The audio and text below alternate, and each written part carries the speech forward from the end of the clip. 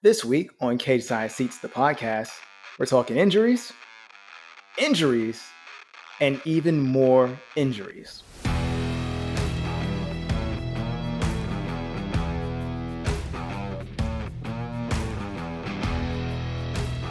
Welcome to Cage Side Seats, the podcast. We don't have a good name, but we do have great opinions. I'm your host, Stella Cheeks, and with me, as always, is Marcus Benjamin. You like Hi, that? Stella. Yeah, that was great. That was fantastic. I need my name always announced that way. I'll mix it up. It's like when Regal was doing commentary on Dynamite tonight. Just recording this on Night of Dynamite, and I was just like, I need him to officiate my wedding. Just be like, is William Regal on Cameo? Right? I was just like, I need that. It's like, so have you? Okay, quick aside. Have you ever seen a trailer for a movie called? First of all, have you ever seen Shakma? Mm-mm. Okay, you watch the trailer for Shakma when we're done with this, and you report back to me. So the guy who does the voiceover for the trailer on Shakma, I always said I want that guy to officiate my wedding. Like, he just sounds great. But now it's like, no, I want it now to be Regal. Like, Regal's fantastic. Regal. Yeah, Regal's just great. But yeah, so obviously I'm feeling great about wrestling because we're recording this after Dynamite, which was dope. So yeah, all right, cool.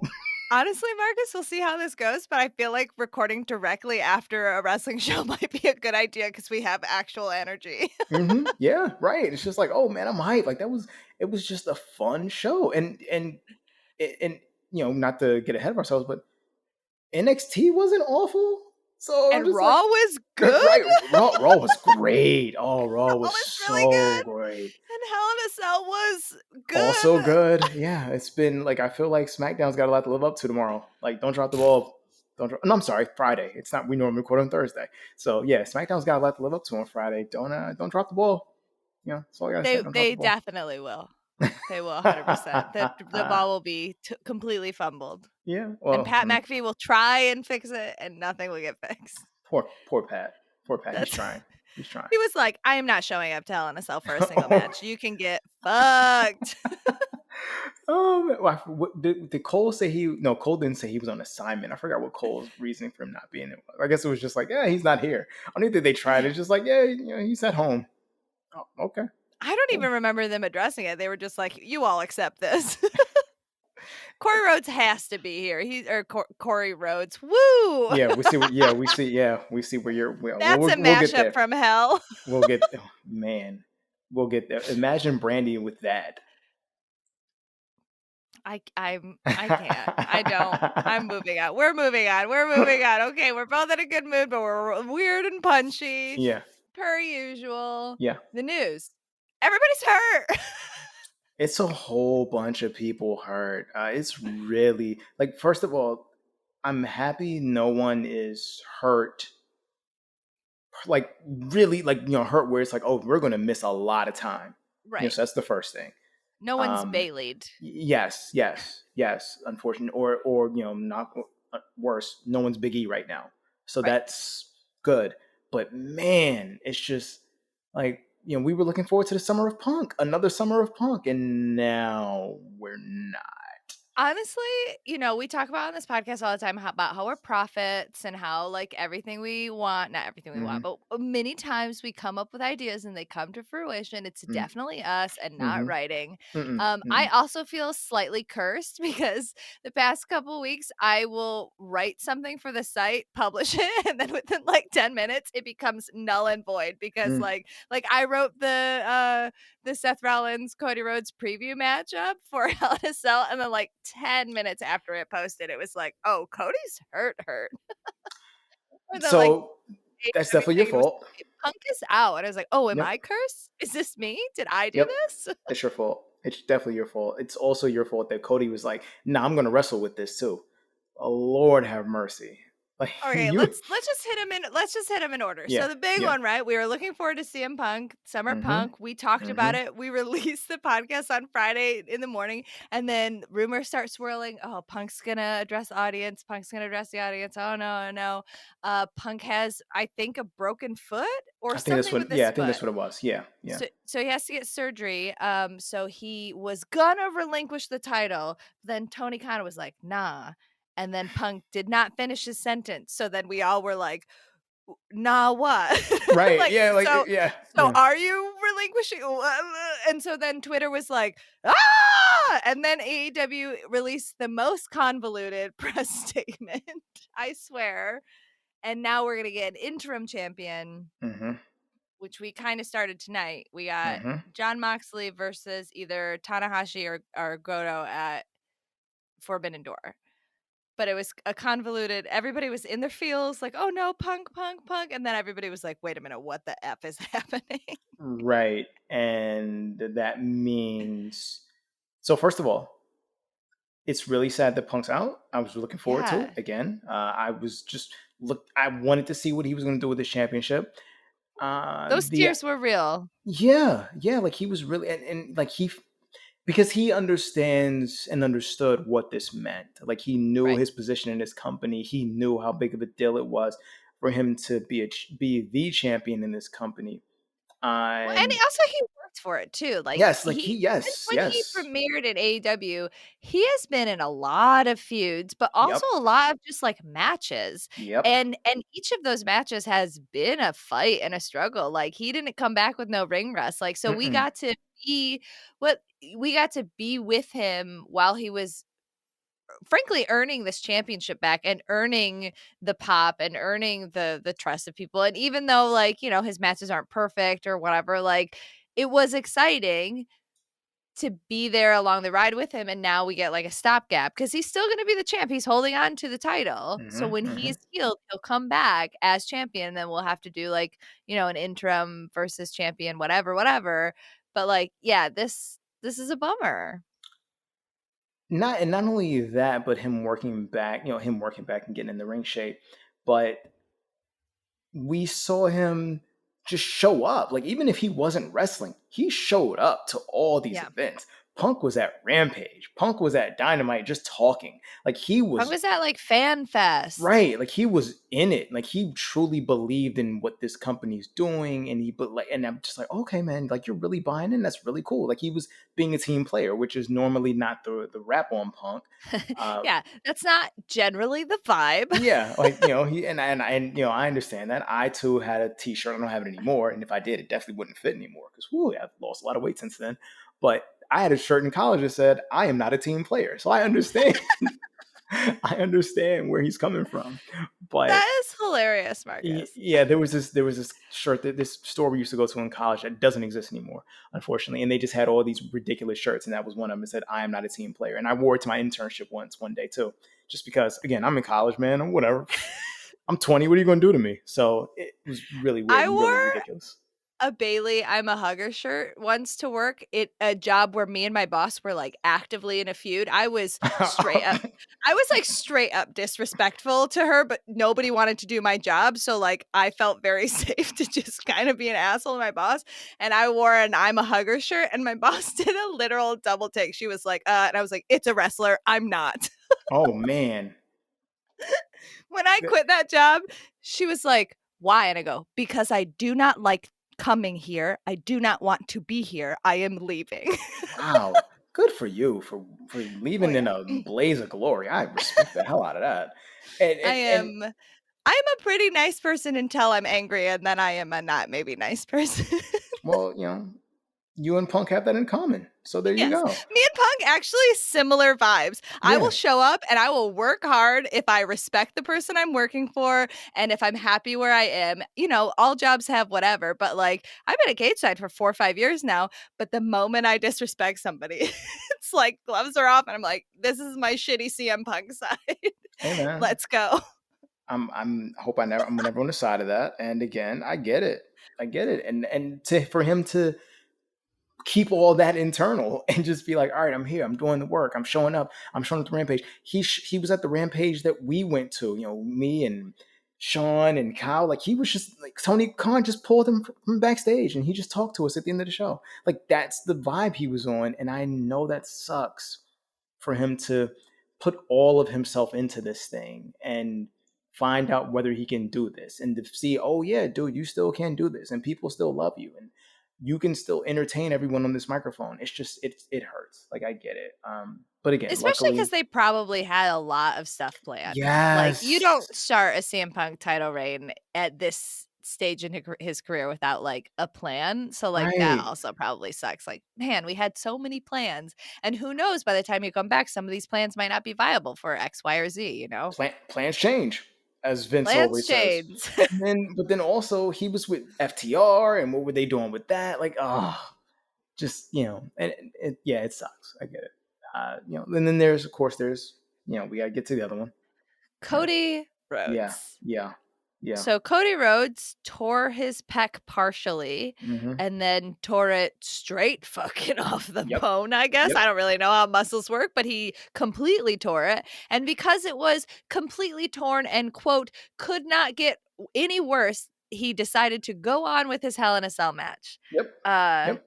That bruise was gnarly. It was awful. I think people fall into two camps with this.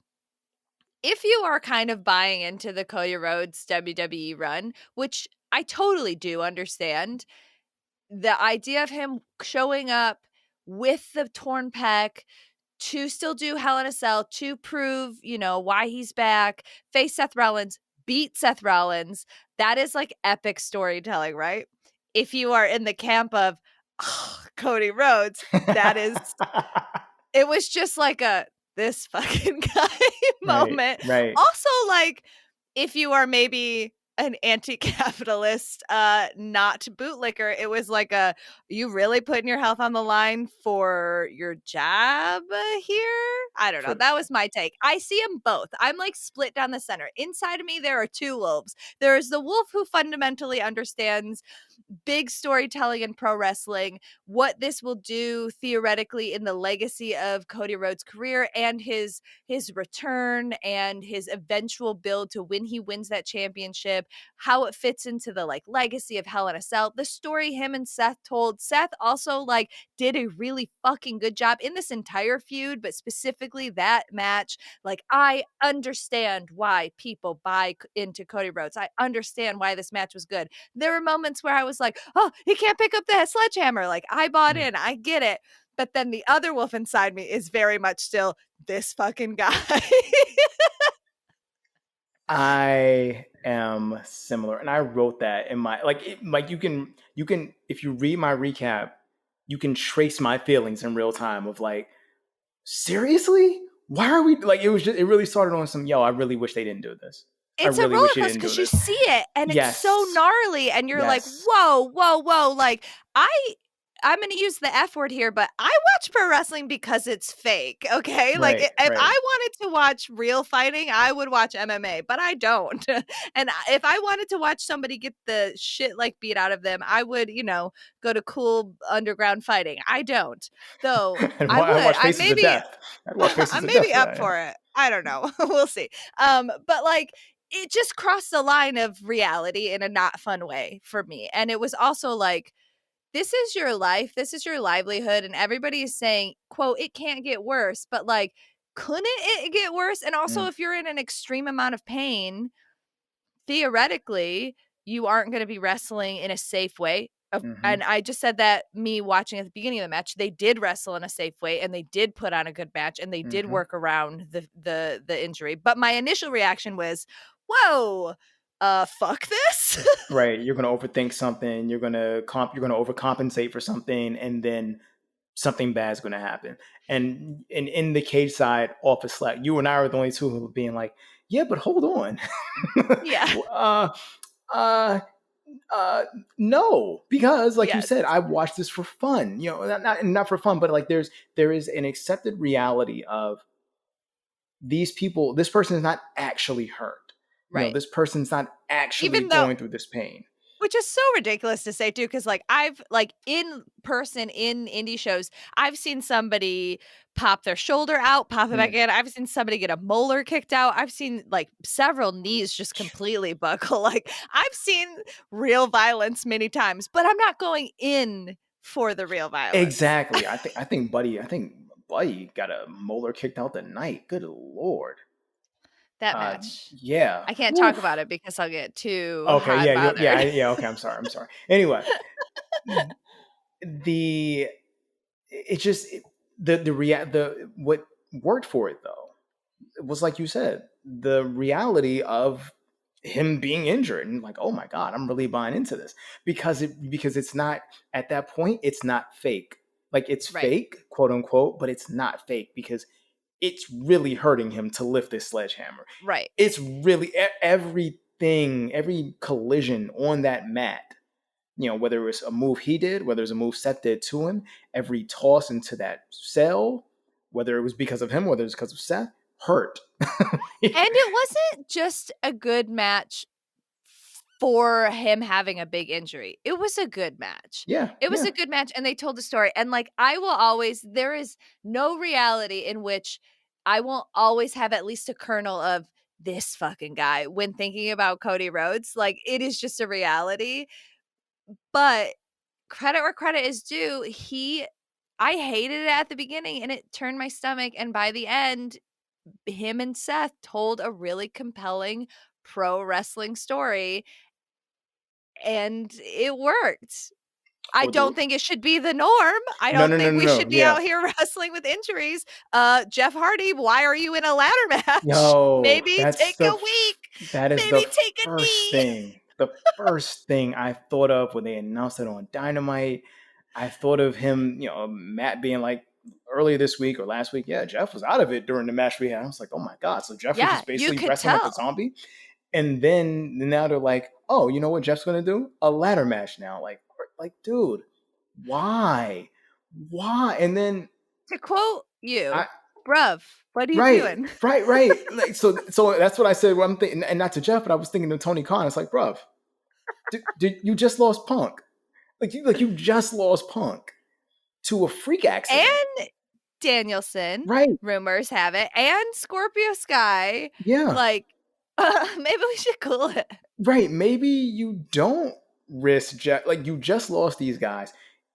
Obviously, Tony knows Jeff's medical thing right now. Like, he knows that. Right. Maybe don't put him in a ladder match. I'm just like... And also, like, look, the Hardys are adults. They are allowed to make their own decisions. But the Hardys will never make the best decision for their health. One of the things... maybe we should definitely... I don't want to take the autonomy away from them, but maybe we should bring in, like, groupthink. Maybe ask Rebby, maybe ask Jeff's wife. Like, remember when Matt just threw himself onto the concrete and then continued to wrestle? Like, love them to death. The Hardys, like, earn their legacy. They rule, but they are maybe not the best judge of their own safety and well-being. One thing that Bruce Pritchard used to say a lot on his show, and I don't know if I'm sure he still says, I haven't listened to his show in forever. Yeah, who listens to wrestling podcasts anymore? Yeah, I know, right? Yeah. Why would they do that shit?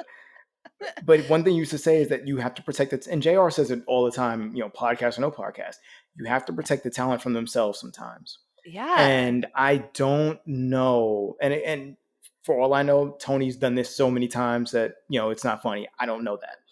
You don't know, like, neither one of us know that, but just, I feel like in this moment, dude, Tony, just pull Jeff aside and, like, this ain't happening. We're not doing this. We're at least going to wait a month before we do this. Like, just give him some time. You can do... Here is the ice pack. Please. Yeah. Like, dude, just giving him a week. So did they wrestle? They didn't wrestle last week. Yeah. They've had two weeks off. So Matt wrestled, but Jeff hasn't wrestled. So 2 weeks. So maybe give him 3. Like, just make it an even month. It's just, come on, man. You can. I don't want to see that match. I just don't. Right. And it's not because I don't think they're going to kill it. Like, I know they will.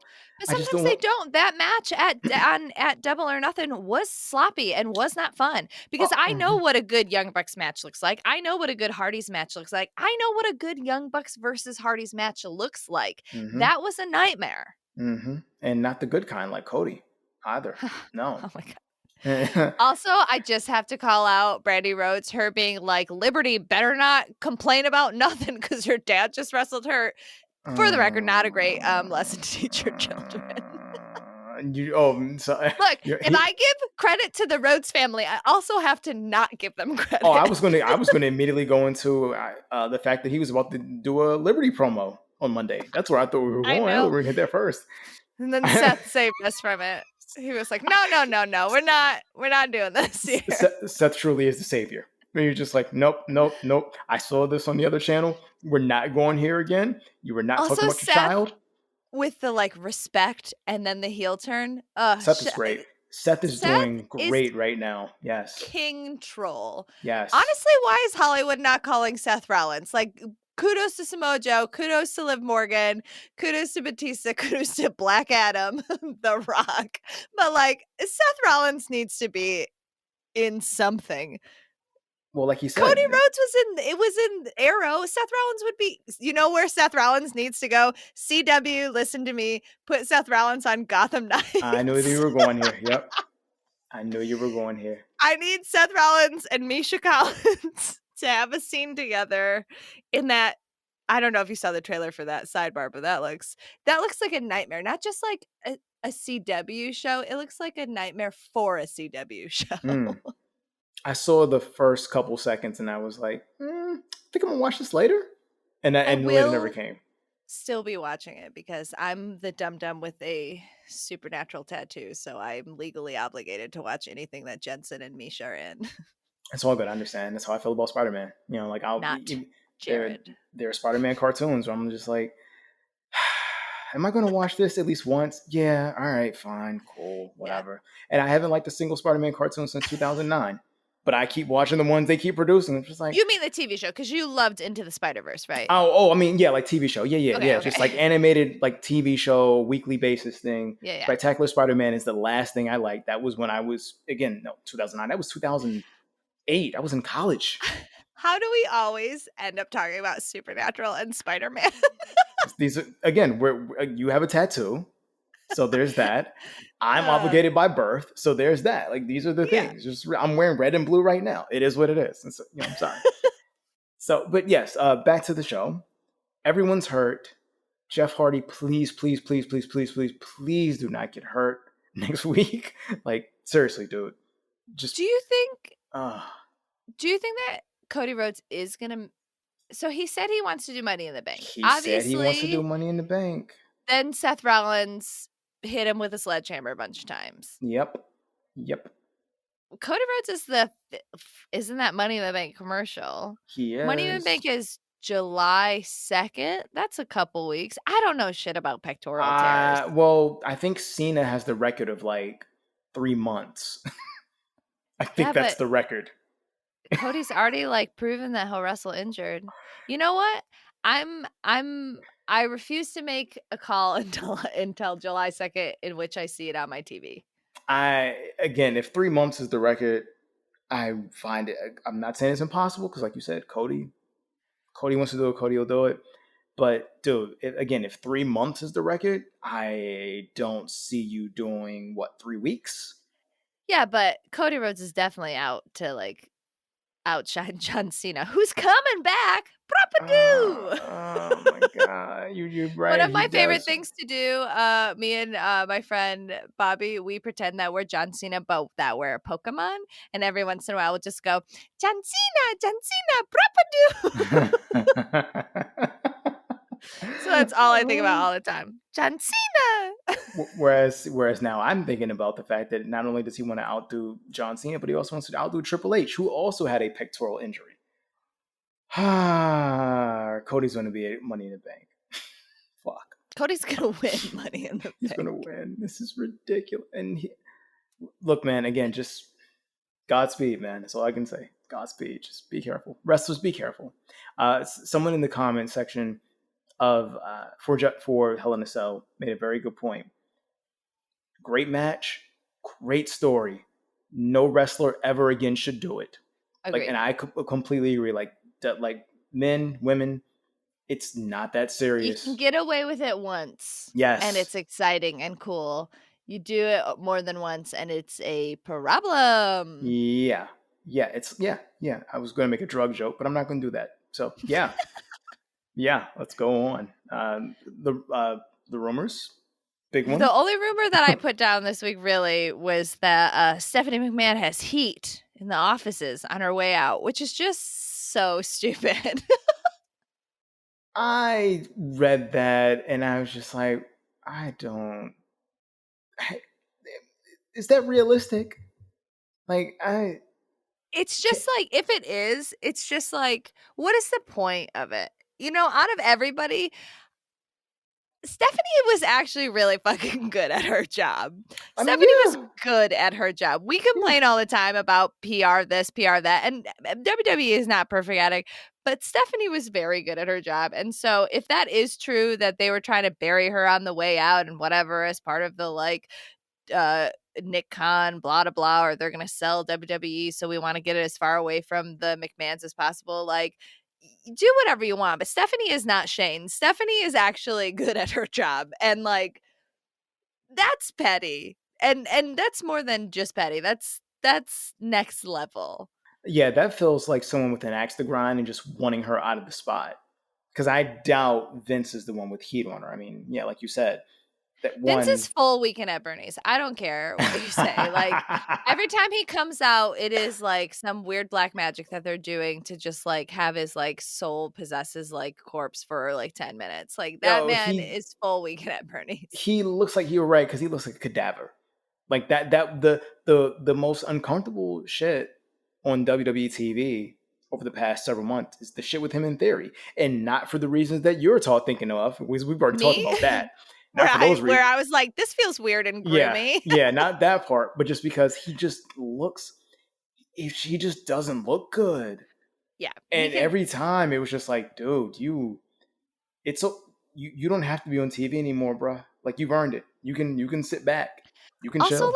Just sell your company and have all that money and give it to your children, Stephanie McMahon, who did a good job at her job. And I hate to give credit to a lot of these people, but Stephanie was very good at her job. So was Triple H, and apparently that didn't matter either. Yeah. So, But you know what? WWE generally hates people who are good at their jobs. That is a good point. There was another, and this is a JR thing, not a JR thing. This was someone else who talked about JR and was like, well, why did Vince always treat JR so badly? And someone said, well, because Vince never wants anyone around who's better at the job than he is, or that makes him look bad at a thing. So, or if they get to, if they get a push or whatever, it's because that was his idea, right? I mean, the classic example that everybody uses, but it's true, is the Zack Ryder internet championship stuff. He got himself over. Or even think about Mustafa Ali or Mustafa Ali. He gets himself over so hard with his videos and on the internet and stuff, and then because it's not Vince's idea, it doesn't translate to the in-ring action. That's always been the knock with him being Vince, that it has to be Vince's baby or else. At least that's been the knock with him post we bought WCW, I bought my competition, and now I'm in charge of the entire world. Before, it was just like, all right, man, a good idea is a good idea. Cool. We need to kick WCW's ass. So I don't care. And that's what, you want to have sex on TV? Sure. You want to kick a baby? Whatever. Yeah. Oh my God. Snitsky and the baby. You want to give birth to a hen? Yeah. All right, fine. Cool. Give birth to a that hen. Works for me. Whatever. It was whatever was going to get the job done. And then he got the job done. And then he's just like, okay, now I make the decisions. They have to come through me. I am the genius. All right, man. Cool. You're the genius. We got it. Cool. Don't dish your daughter as a result of that. Your daughter, who is insanely loyal. Truthfully, to your point about her being good at her job, Stephanie could work for any of these other companies. Yeah. And I'm sure get paid more than what Vince pays her. I'm pretty positive of that. And she would also have more visibility at those companies. So there's all these different perks that she would get. It's just, hey, I wouldn't be, working for the family, which I get there's an appeal there. Yeah, there's an appeal there, but she could go anywhere else in the world. I know he won't, but Triple H could go to any wrestling company in the world. It also just feels mega petty, because we know that Triple H is dealing with health stuff. So if his wife wants to leave her job to go help her husband with his health stuff, maybe let's not put heat on her. Right. I mean, yeah. Maybe let's not be petty and vindictive over, I don't know, the fact that her husband almost died. There's that too. Like, I know that they want to pretend like we don't know it was serious with Triple H, but we know it was serious at this point. We all got the idea like, yo, this dude almost was gone. That's a scary thing, and that makes you reassess a lot in your life. And if Stephanie wants to go home, take care of her husband while also taking care of her daughters, I think that's okay. It's fine. I know Vince doesn't like taking days off. Nick Khan, cool it. yeah, right, because we know where this is coming from. Like, he wants to install his own people. Cool it. Yeah, like, chill out, bro. We know, so Nick Khan, we know that your goal is to make this company into the next Disney. Understand that? Cool, I got that, but yikes. Yeah. A WWE theme park. Just kidding. Oh my god. Well, Nintendo's got a thing with Universal Studios now, so maybe one day we'll all be on the Make Roman Look Strong ride, or the People's Eyebrow, which is an actual ride I can see them doing, or the Stone Cold Stunner. I get like all these different things. So Nick Khan's dreaming, whatever. Sami Zayn's conspiracy theater.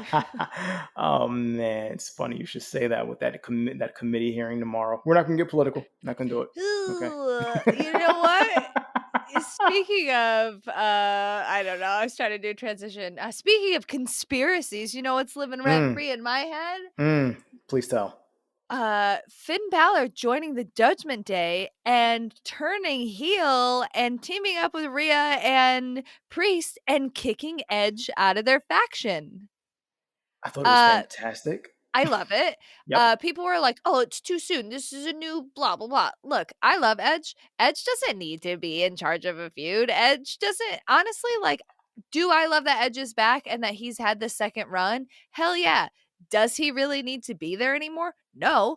Like, so to have him be the face of this faction of people who need this push or whatever, like, it's unnecessary. And honestly, for them to be like, you know what, we don't need you, old man, is great. And especially because we've never had Finn as heel in WWE. It's been teased many times. Everybody's been like, oh, remember when he was Prince Devitt and he was like the leader of the Bullet Club? And we've never gotten it. And we've gotten it teased so many times. So we had to live through that weird demon stuff where he had like a fake chainsaw and all this bullshit. Like, Finn Balor could have been one of the biggest people in this company, but unfortunately when he won that Universal Championship, he had to drop it in a day, and it has basically ruined his career since then. And this is the first time I have been excited to see Finn Balor in literal years, and it was fucking dope. And I don't, you can like stand for Edge or whatever, and I get that, but I am just excited to see Finn Balor potentially be the Finn Balor that we were promised fucking years ago. And also, it was dope for Rhea and Priest to be like, yeah, you helped us for like a couple weeks, and guess what? We realized immediately that we don't need your old ass. Like, that was great. And then Rhea immediately qualified to face Bianca for the Raw Women's Champion, which only made them look stronger. That was dope. And I hope they keep all of the like spooky bullshit out of it. They can just be intense bad guys without and who wear like black pleather and look like fuckable, like without the spooky bullshit. Like, they are cool without it. I'm into it. I'm so excited to hear Finn's first heel promo as the, I assume, de facto leader of this. Like, maybe they'll have this like we're all on equal footing, but it really felt like Finn was coming to replace Edge. I'm just excited. I'm excited for the potential. Could it fall flat like his terrible coup de grace? Yeah, totally. But a fun fact about me, I hate the coup de grace. I think it's a dumb move, but I'm excited for it. I'm excited to be excited for Finn. Honestly, for years, Finn's music would hit and I would be like, oh yeah, Finn Balor's here. Like, I'm excited to see the Finn that I was promised. So I have no issue with it for all the reasons you said, but also because of this. This was going to happen eventually anyway. They were going to like they weren't going to stay a group forever. All right? The group was going to implode. Somebody was going to get, like, this is the way groups work, especially in WWE. There is no long-term group thing where, we can still wrestle, but also we can have our individual careers, but also we're still in a group. That doesn't exist. Something was going to happen. Right. And Edge is also a part-time wrestler. Edge isn't a full-time guy. You can't have this group constantly be a thing. Edge doesn't want to go to Wales. Yeah, right. Like, come on, man. Like, Edge isn't. That's not to No say shade to Wales. Yeah, no, this at all. This isn't to say Edge isn't committed, but again, that's the reality. Edge is a part-time wrestler with a family at home. You know, it was one thing when Beth was with him. You could say that. Now she's not. His kids and are at also, home. like, we as a total wrestling audience complain all the time. Oh, these old guys, these not. I don't mean old as dismissive, just like they've been there for a long time. These legacy guys should be putting over younger talent. I'm so tired of X person going over younger talent. This is Edge putting over younger talent. And That was my next point. Yep. like Finn has been there for a million years, but like he's never, reached the pinnacle or whatever. He peaked in NXT. Like he's never Finn peaked the night he got the Universal title, and like you said, he had to give it up the next day. Yeah. That was even though he super badass popped his shoulder back in and kept wrestling. That did not get him as much cool points as it should have. No, but if you're Cody, it does. Anyway, so yeah, so it's just this weird thing where I loved it. I'm interested in it, and I do agree with you. I think Finn is the de facto leader, especially because of the way they set this up. That Finn is the one who contacted Rhea and Damian. So my belief is he put the bug in their ear, just like, yo, y'all don't need this dude at all. What do you need him for? And it's even more interesting if you think, like, when did Finn contact him? Like them? Did he do it before Hell in a Cell and said, like, I'll make sure you win this match. And that is how I'll prove to you that I am here for you. Like, did he do it then? Because that's even more like insidious and like smart. Like, because, for me, whenever I see Finn and he loses, I'm like, LOL. It's like the opposite of LOL Cena wins. It's LOL Finn loses. So it's like, well, was he losing on purpose? Like, that's cool. And someone said, well, this makes AJ look like a chump. And it's like, no, AJ doesn't look like a chump. AJ's hurt, looks like a chump by himself. And he's hurt right now. AJ's very good. Like something happened to AJ at Hell in a Cell where he was really bloody. So, let's hope that's another injury. To put that one up there. Like, is the Nakamura injury real or is it a work? I think that's a work. I couldn't tell if the X was thrown up. Somebody said it was, but like, I'm just assuming every injury is real at this point. Yeah, and that's when we still don't know what happened to AJ. Like, he seemed fine, but there was a lot of blood outside that ring when the blood on his head. So hopefully he's okay. But yeah, AJ looks fine. Liv and Rhea are going to do their thing, and Rhea now is officially moving on to Bianca. Liv might tag with Alexa. That's the whole whatever on the Twitter sphere. Did you see WWE do give them the Team Rocket slogan? No, they did. So in one of their tweets, it said "Prepare for trouble and make it double," and I was like, "Oh my god, they're doing them as Team Rocket." There's not enough queer energy there for me. But there is enough Pokemon synergy that I'm like, "Yep, let's do it." Just call them Team Rocket. Yeah, they both could probably fit inside of a Pokeball. And I could see, and they both wouldn't look bad wearing those leather boots either. I can get with that. Yeah, I could do it. I mean, Alexa's not doing anything right now. Yeah, they would be a fun tag team. It is a bit of a bummer because, I think Alexa Bliss is a very talented singles wrestler, and I want to see that for her, but they have no idea what to do with her. Like, she's on Twitter being like, yeah, guys, I don't fucking know either. So, she's like, yeah, I don't know. Alexa's peak, I just fucking show up. She's like, this is my job.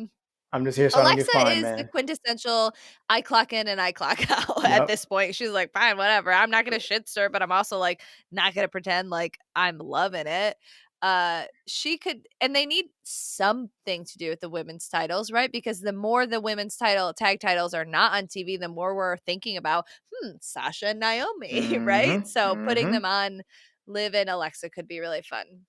It's also really funny how much that Sasha and Naomi, I know we're not talking about them, but it's funny how far and wide that thing is. Like, I have friends who don't watch wrestling ask me about Sasha and Naomi. Yeah. My aunt hasn't watched wrestling in God knows how long. She knows something's up with Sasha and Naomi. She's asking me about it. it's just really funny how they didn't think that through. I'm No, just and always honestly, the amazed at that. longer Sasha and Naomi are quiet, the more people are talking about it. It's Yep. fucking brilliant, Yeah. frankly. Yeah. They just didn't think that through. Again, friends who don't watch wrestling or haven't watched wrestling in forever, and they're just like, yo, what's up with these black girls? What happened? Because, like, they want to know, like, yo, did some Yeah. racist shit happen? Like, what's going on? Do we need to be mad at Vince McMahon for other things outside of the things we're already mad at him about? And The it's like, answer is nah. yes, probably, but Yeah, right. And I told my boy, I was like, nothing racist happened that I know of. nothing explicitly racist happened, but, like, it's Right. a lot of, like, a passive aggressive, Yeah. racism Right. in their booking and their treatment. And the way they handled them after the fact too was Yeah, very passive aggressive. So I was like, nothing happened explicitly that I know of, but these things did happen that you should be upset about. Yes, sure, be mad about yeah. that. But you know what? The AEW interim championship, and I know we touched on this a little bit. Punk's out, and they're trying to figure that out. Is it possible? I don't think it is, but I just want to ask. This is the thing that keeps going in my head. Is it possible that Jon Moxley is not the AEW interim champion when Punk You comes think back? it's gonna be Tanahashi? I'm just saying I'm not saying that it is. I just want to know if it is possible. Like, is there any universe or is there any way that Tony Khan says, you know what? Let's not do the obvious thing. I think if Tony Khan didn't wanna do the obvious thing, he would have had somebody like Andrade win it. Like, to me, an interim championship, especially if you know that Punk is gonna be back in, like, whatever frame that they have, I'm sure they have one, that is a chance to take a risk, right? Why was it not Andrade? Why was it Mm-hmm. not Ricky Starks? Why was it not Mm-hmm. Powerhouse Hop? Why was it Mm-hmm. not Wardlow? Why like, yes, we praise AEW a lot for long-term storytelling, but you know what they're not great at? Short-term storytelling. Right, right. And this could have been a good time to be like, fuck, let's put it on Miro. Let's put it on, like, because Punk's coming back and winning it, period. And that's Mm-hmm. fine. And nobody's going to complain about it. Mm-mm. You can tell a multitude of stories. It should have been put, and don't get me wrong, I love Mox and I like Kyle O'Reilly too. But the moment Kyle O'Reilly won, I was like, Mox Yeah. is gonna win, Right, right? Because exactly. Yeah. I like Kyle a lot, but he doesn't read as Champion. AEW champion to me, No. right? He reads No. as a tag champ or a mid card champ. So like they to me miss an opportunity, specifically with somebody like Andrade. They Or should like have taken it. or like Hobbs. Yeah, they should have taken a Yeah. risk. Yeah, when I was really looking forward to Andrade versus Punk, not Punk. I'm sorry, Andrade versus Mox. If it wasn't going to be Hobbs, if Andrade it wasn't versus going to be Mox Ricky would have been a Starks, good. yeah, Andrade versus Tanahashi would have fucked. Like, yeah, that would have been so good. Because, like, I'm assuming Tanahashi's winning because, like, that's what was teased with the Punk stuff. And, hmm like, I'm assuming that's what's happening. I I think maybe there exists a world where Tanahashi wins if Punk's expected time out is quite short. Good point. Good And point. it really depends on, I mean, I don't know what the deal looks like, right, for New Japan and AEW. And I can't imagine that New Japan would have booked a champion or a pay-per-view with AEW being like, all of our guys are gonna go over, right? Yeah, I mean, I have a goldfish memory, but my recollection of when New Japan would do pay-per-views with ROH, it would be pretty balanced. Like, some ROH guys would go over, some New Japan guys would go over, storylines would progress in both companies. I'm assuming that's what's going to happen with the Forbidden Door pay-per-view. Who knows?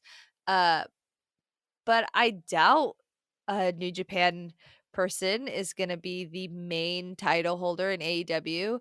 So I assume it's going to be Moxley. That doesn't mean that Moxley holds it the whole time. Like, maybe Moxley drops it to somebody else. Like, the interim championship could theoretically still change hands. yeah, I do think it, and don't get me wrong, I love Mox, but like, it does seem like really, it seems like really safe, not exciting booking, especially because Mox has the Blackpool Comic Club and he's got yeah. blood and guts. And yeah, Danielson might be hurt, but like, Yuta's back, Eddie's there. Like, Yep. they're supposed to do blood and guts. Like, why is Mox? I get that Mox is one of your big stars, rightfully so, but it should have been somebody like Andrade. Like, Yeah, you don't. Yeah, and that's why I kept saying like, man, is it possible he swerves? No pun intended. When I'm thinking, he's just gonna do the Should have been safe. Keith Lee. Fuck, you could have Yeah, put it on Keith Lee. you could have Like, put in there's Keith. so Yeah, many people you could have taken a chance on. right. Especially if it's I don't know how long a broken. I don't know the timetable for a broken foot. Well, I don't know I've that. never broken a single bone in my body, so I Lucky can't tell you. you. Lucky you. I what did I do? I rolled my ankle once. Oh man, that was a pain. I had to be in a cast. Whew. I didn't get into a lot of fights in elementary and middle school because I was kind of like the leader and I would have other people fight for Well, me. that I agree with. That I did. But I rolled my ankle playing basketball, that wasn't a fight. I was just playing That's not a basketball. broken bone. No, but I had to put in a cast still, roll Oh. the ankle. You got to be in the cast because I rolled it that bad. And the doctor was like, "Nah, you got to be in a cast for this." I was like, "But basketball tryouts are coming up. Yeah, it doesn't matter. You got to be in a cast for this." Okay, I so had I to use spent. Yeah, crutches once because I got in a fight on the lacrosse field, but I didn't break anything. I'm I'm going to ask about that later because I have questions. Actually, no, I'll ask about that now. What happened on the lacrosse field? A girl, so I was down low, so I was like a last defense man, and a girl was being real cocky to me because we were losing. We were not a Mm. great team, but she was running her mouth because the ref wasn't near us. And the next time somebody came near us, I knew where there was like a pot like hole in our field, and I kind of took her toward Oh it. boy. And she fell in it. She did kind of take me down with her, but it felt good in the moment. I didn't break Awesome. anything. Well, this podcast is me revealing that I'm low key a monster. You were a child. It's okay. Again, She deserved it. She was being real mouthy, and I was like, okay, well. well, again, I just messed myself up again playing basketball. I didn't get into a fight or anything. I just landed wrong. This is what happens. Mine But was strategic moving, I'm not mad and at yours. I overshot, and I got taken down too. But she got the brunt of it. Yeah, well, she had it coming. She learned her lesson. She had it coming. Uh, uh, They did win the match, though. well, and my hope is that someone at AEW would have it coming to them, and they would get bestowed this title, this chance, this opportunity Yeah. to just run with it. And again, I don't know how long the broken bone situation is. Maybe it's 3 months. Maybe it's like I don't know. It depends on how fast Punk of a healer Punk is. He just got surgery today as of this recording, so good for him.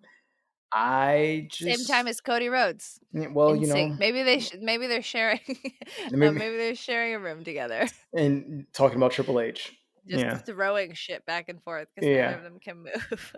so, like old men. But it's just man, yeah. Like Mox and KOR, Kyle O'Reilly put on a great match. It But was I just so kept good. wishing like, man, I wish this was Andrade. Man, I wish Yeah. this was some other person. And that's no diss to Mox. It's just I wanted something new because, like you said, they Yeah. had the chance to do something new and give me some sort of suspense going into Forbidden Door because I don't believe, like I asked you this question, but I don't believe someone not named John Moxley is coming out of Forbidden Door as the AEW Right. champion. At least if it was someone else, Ricky Starks, Powerhouse Hobbs, Swerve, Keith Lee, someone who isn't a former champion, I might be like, there's a possibility. A great chance for Miro. Miro just came back. Come Well, on. Miro's in the tournament for the new belt that we will get to later. Yeah. Yeah. Well, we can get to it now. Like, All so right, we let's do don't have any that. Yeah. questions from our listeners. Really dropping the ball, listeners. Just kidding. So my question to you, Marcus, is what do you think of AEW's newest title? What is it? The All Atlantic title? The All Atlantic, yeah, because they're basically saying, hey, we're number one around the world, so hey, let's have a title and represent that. I love the idea of it. I love that it's kind of basically they're like intercontinental, right? exactly, which is exactly either intercontinental or the European Championship. The way they phrased it, especially because Tony kept saying we're number one in Britain. And I was like, all right, Tony, calm down, bro. Cool. All right, relax. Rest imploded inside of itself, so it's not like actually a big get. Right. It's just like we're number one. All right, man. Cool. Calm down. So I think I think it's cool that they have their international wrestlers competing for it. That's also different. My question is it always going to be international wrestlers after this tournament though?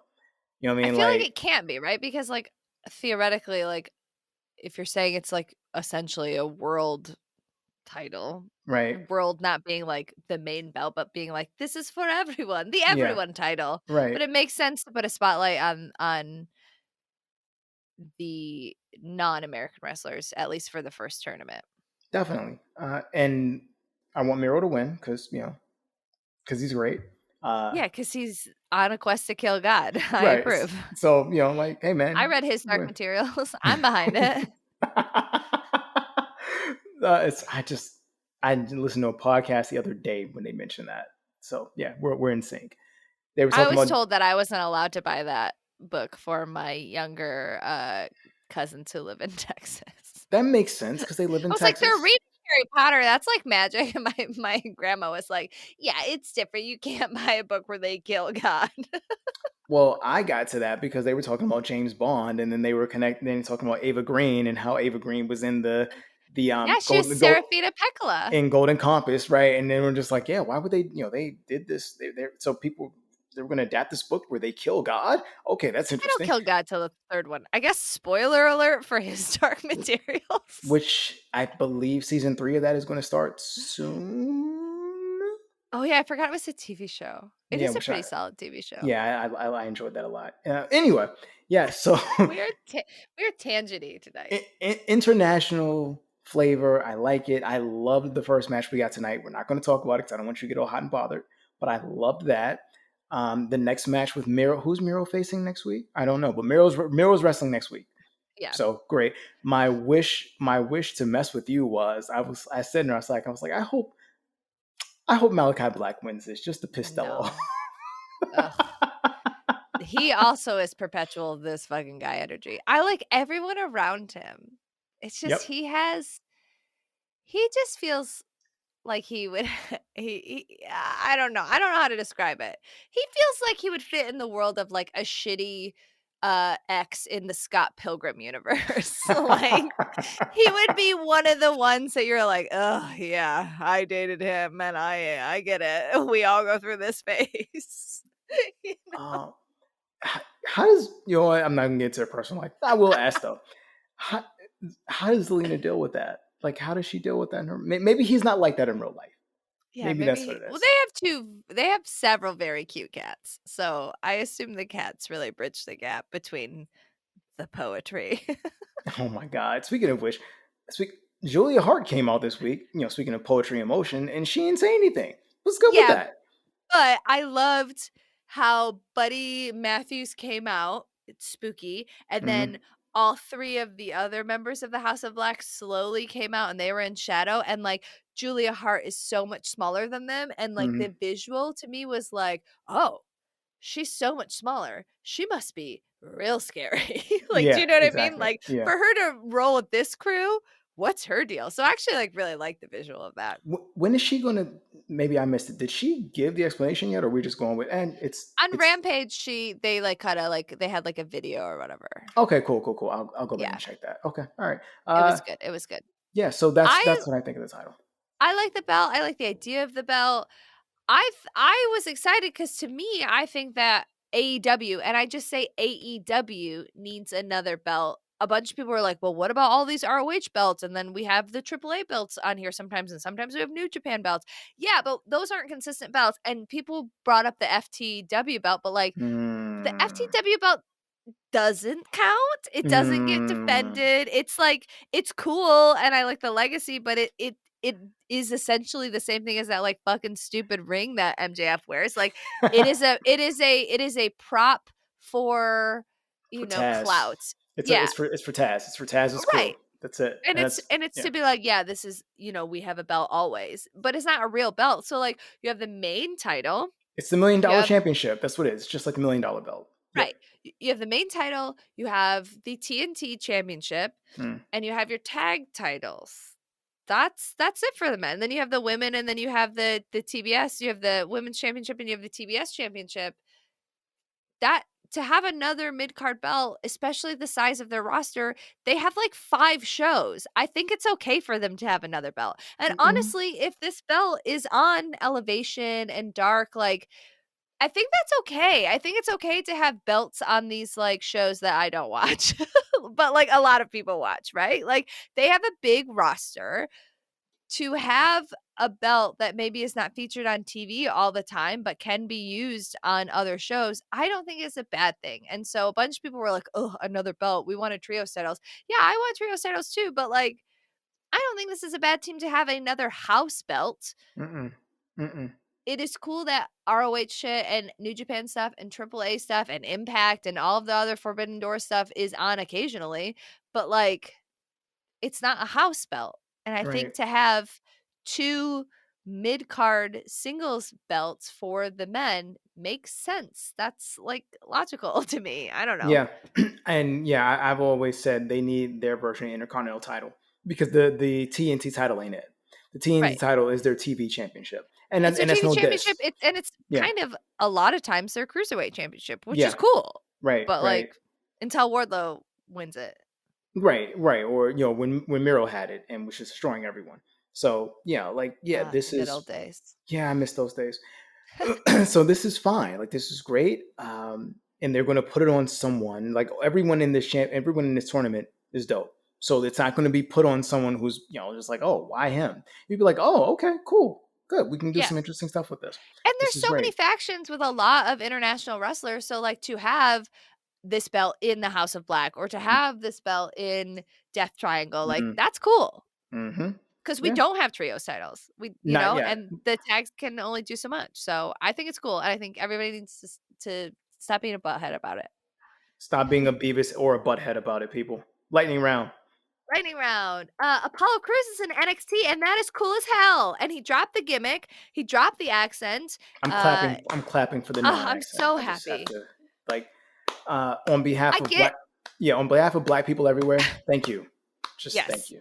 Okay. It was a old school style gimmick that was, even though I even though it was honoring some of his heritage is what Mm-hmm. he said, it still felt like it came from the 80s and it was not fun to watch, Mm-hmm. Mm-hmm. especially because he is such a talented wrestler and it felt really like it pigeonholed him in a not fun way. So to see him show up in NXT in regular clothes without an accent, cut a good promo, something that Mm-hmm. Apollo Crews isn't known for, and then have a good match. Like, Mm-hmm. NXT has done wonders for Mandy Rose. NXT did great for Samoa Joe when he went back. Like, putting some of these main roster Dolph people that aren't Ziggler. Dolph Ziggler, like, I am excited for Apollo Crews to potentially have a Mandy Rhodes style run. Like I'm excited. And real quick before I go to mine, I just want to say Mandy is still killing it. Like I Yeah. know there's always some talk, at least in our comment section, of like, Mandy, how long are we gonna do this? Look, man, Mandy is killing it. Like let's Mandy just is killing it. yes, like that. Like I understand you want someone else with that championship.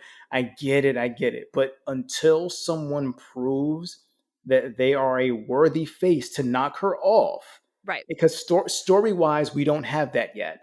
Agreed. And that's the thing. Like, Mandy Rhodes right now makes sense as this champion because there's no one that they've positioned to take it off her. I Mm-hmm. totally agree with that. I still think that JC is like weird to watch, and I do think that Toxic Attraction is still real male gazy. But Mandy has proven that she is the champion for a good reason. Yep. That match she had with Wendy Chu was really fun. It was great, right? It was fun. The way she came out and talked shit to Cora and Roxanne on Tuesday was Yeah. also great. It's like, oh, she gets it, man. Like she's in her bag right now. Just like, yep, I want to be this hill and be this person. And And I want to see that for Apollo yeah, Crews. I want to see him flourish in NXT, just like I was excited about Finn Balor finally. Like, I want the Apollo Crews that I was promised because he was a big guy on the Indies. I want the Apollo Crews that I was promised. agreed. And speaking of promises, you and I talk a lot about Toni Storm and her promises and the promise of wanting to see her and other things of that nature that we're not going to go into. The worst transition. It's all good. I have Toni in the mind. Part of my lightning round, Thunder Rosa and Toni Storm. Yeah, so, that was teased. That was teased because Thunder Rosa. One of the rumors that we didn't touch on is that Thunder Rosa was apparently upset that she wasn't on TV last week with good Rightfully fucking so. reason. Yes. Because Yes. that match between her and Serena Deeb Yes. technically was the best match on the show. Yes, it That was a was. good fucking match. And made even worse by the fact that Serena Deeb showed up on Dark or Elevation this week in a tag match. You know how I feel about that. I was very, and I'm not. It's not. I'm not dissing the show. I'm not even dissing the fact. I'm not dissing like her tag partner or anything like that. But it's just she wrestled that match on the biggest show of the year for them so far, and the next time I see her is on YouTube. Yep. No, no, no, no, no, no, no, no. So we got Thunder Rosa tonight. Thunder Rosa and Marina Shafir, who has a dope theme song, by the way. oh, she does. I love her presentation. Don't necessarily love her in the ring yet, but I love her presentation. Yeah. And Can we talk sidebar? Can we talk about how sexual that backstage segment was? She was yeah, like, she stepped at Thunder Rosa and was like, "I want you." It's right. like, okay, Right. why did this get so sexy? Because I'm not complaining, but I'm also confused. I've never heard her talk before, so I didn't know she sounded like, a one She eye. Oh, normally doesn't cut promos like that or like have interactions like that. That came out of nowhere. yeah, like she sounded like a 1-900 girl, and I was like, oh, Thunder, you might get something strange after the show if you play your cards right. Don't mess this up. But like so they get this impromptu match because Thunder's like, yo, I'll make sure to call to anybody. Shafir, the problem, as she's called, comes out and is like, yo, I want to be your problem. Oh, okay, cool. Oh, you want to wrestle? Oh, okay. Well, we can do that too. Okay. Yeah, okay. And then they wrestle, and it was okay. Like it was fine. Again, like I'm not a big fan of Shafir in the ring yet, but Thunder Rosa carried that match and did her best to make her look great. As a champion should. Exactly. And then after the match, which I think is where Shafir really shined, where she was like, "Oh, I lost. Okay, well now I'm going to beat you down." That was dope. That's And kind of then where she flourishes. yeah, of just beating people down, like play your lane. And then Tony Storm comes out, saves Thunder, and then looks down at the title, holds it up, and does the whole thing where it's like, oh, I want that. And of course, Thunder snatches it from her and then holds it up in her face. So this is interesting because Tony Storm obviously had a lot of promise in WWE, unfulfilled promise. She came here, and it was the immediate jokes were, "LOL, see her on Dark. LOL, see her on Elevation." It's not to say she hasn't been on those shows; she has.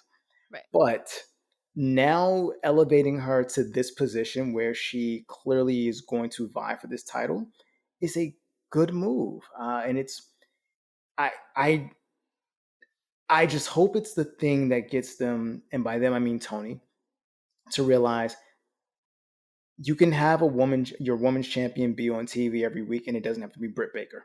Like it's okay. And they can be a babyface. Yes, it's okay.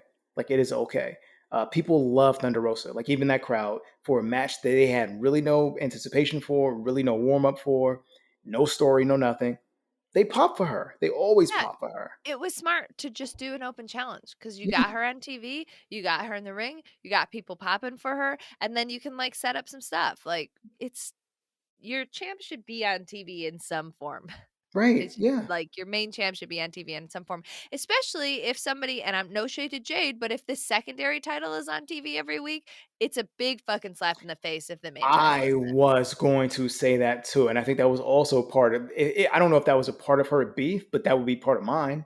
That okay, so I'm not on TV the day after the pay per view, where I wrestled probably the best match of the night, but Jade is. And again, no Yeah. diss to Jade, you're right, but like, Yeah, Jade I earns her shit, but like yes, that's not yes, fair because yeah, Thunder Rosa yeah. earns her shit too. Yeah, that's not fair. And yeah, like even with the Jade thing, real quick. This is gonna be my kind of lightning round.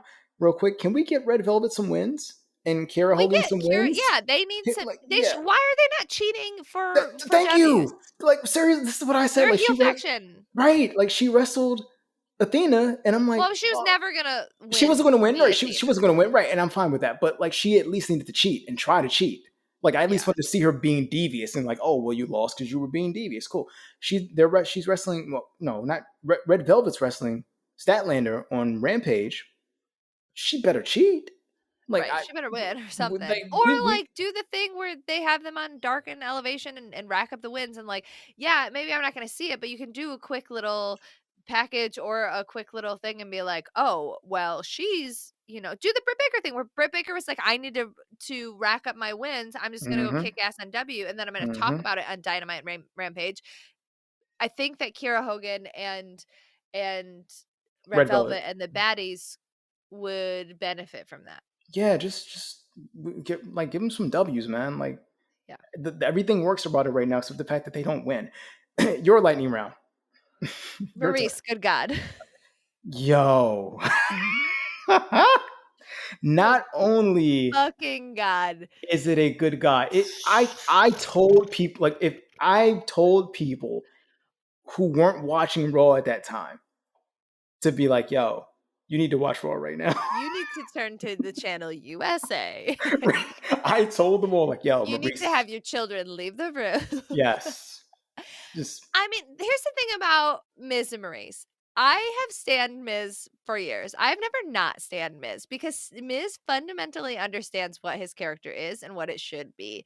He is very funny and plays that role perfectly, and Maryse is a perfect fucking foil. Like, if you were watching when Maryse first debuted, you would be like, oh, she's just like a hot Quebecois girl, whatever. Maryse has fucking intense comedic timing in a way that like no other woman on the WWE roster ever fucking has. She's so funny. She gets it in the same way that Miz does, which is why their TV show works, because they fundamentally understand what their show is, what their characters are, what it should be.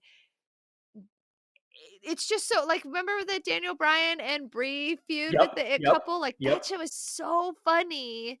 God, she's so good. So she comes out, she looks insane. She looks so hot, like beyond, like brain meltingly hot. Like, I have a fever. Like, I need to go to the doctor because I think I'm gonna have like Maryse fog in my brain because of my brain overheated. She looks so crazy hot, but then she's cuts a very fun, like, good heel promo, and then is fucking hilarious in it, where she's like talking about Mrs. Balls. And like, don't get me wrong, I think that we talk about genitals in wrestling far too much, but that was at least funny. At least we were like making fun of the fact that we talk about genitals in wrestling too much, because it's very common for them to be like, well, my balls are big.